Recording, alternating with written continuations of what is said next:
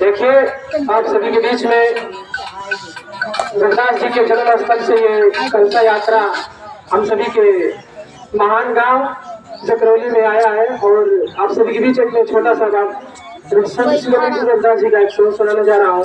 तो जो भी टूटी फूटी आप सभी लोग अपना छोट बेटा भाई समझ के सुना कि गुरु रविदास रहले भैया संतों में बहुते महान, कि गुरु रविदास रहले भैया संतों में बहुते महान। कहले रहले गंगा माई के भगवती की जाना तटे सकल जहान।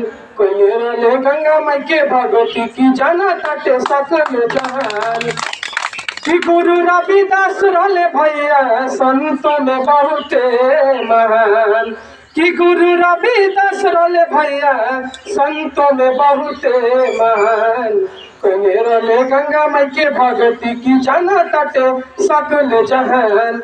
कहले रहले गंगा माई के भगवती की जाना तटे सकल जहान।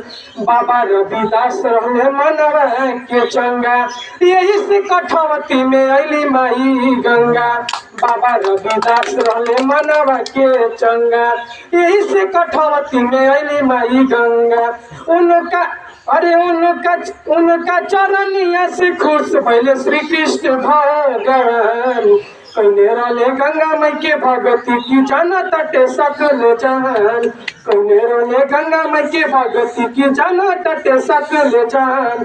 बोलिए बोलिए संत गुरु महापुरुष रविदास बाबा की जय भीम, जय संविधान, जय भारत।